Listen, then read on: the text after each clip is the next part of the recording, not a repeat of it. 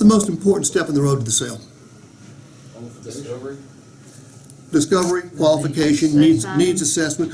I don't care what you call it. But if we had 100 people lined up in all walks of life, all salespeople, computers, shoes, jet airplanes, it doesn't matter, and they all made $500,000 or more a year, and we asked them the question, what's the most important part of the sales process? They're going to answer discovery, needs assessment, qualifying, interviewing, counseling, whatever you want to call it.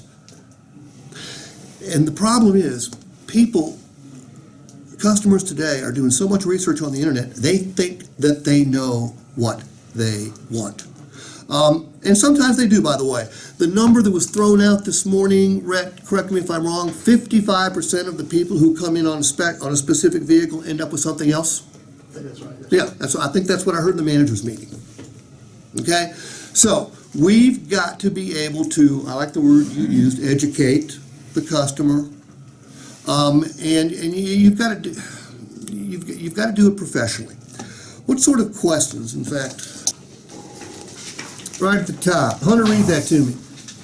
We no longer sell cars, we help people buy cars. The word successful sales consultants use with every prospect. Adopt this attitude and you will help more people buy vehicles, new and used. However, helping your customer buy might require you to ask the customer to buy multiple times. All right. Do people like to be sold? No. Do they love to buy?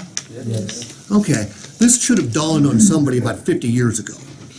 What do we know? As car salespeople, what are we known for? Ripping people off. Hard, closing, aggressive. Sell at any costs. Okay? We don't have a particularly good reputation. Jimmy, you were a decent human being yesterday. Okay? Now you're about to have a card that says car salesman on it. You're no longer a decent human being.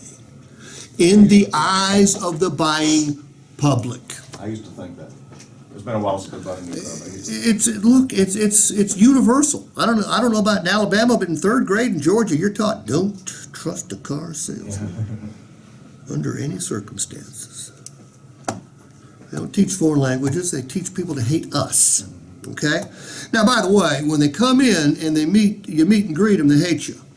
2 hours later, when they take delivery, they've discovered it's not Jimmy the car salesman, it's Jimmy the human being. Mm-hmm. It's Heather the human being. It's Tommy the human being. That's what we have to do to get someone to buy a car from us. But I know lots and lots of salespeople now that literally meet and greet say, hey, we're not going to sell you a doggone thing today. Glad you're here. We'll find out what brought you in a few minutes, but I want to let you know that I help people buy cars. I started doing this about a year ago, and guess what? People have more fun, so do I. You know what? Well, just tell them that. What do you think? By the way, you think that might bring down some of the automatic defenses they put up? Do you hear that, honey? Where are we, Walmart? He said he wasn't going to sell us anything. And in fact, we're not going to sell them a damn thing. We're going to help them buy a car. You adopt that attitude, you will deliver more vehicles than 95% of the people selling cars for a living.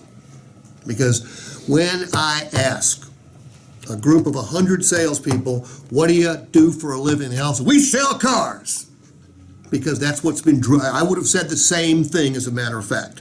That's what's been drilled into us. But in fact, we don't sell cars. What do? We help people buy cars. I don't want to be sold a damn thing, but gosh almighty, I do want to buy a new Explorer. Okay?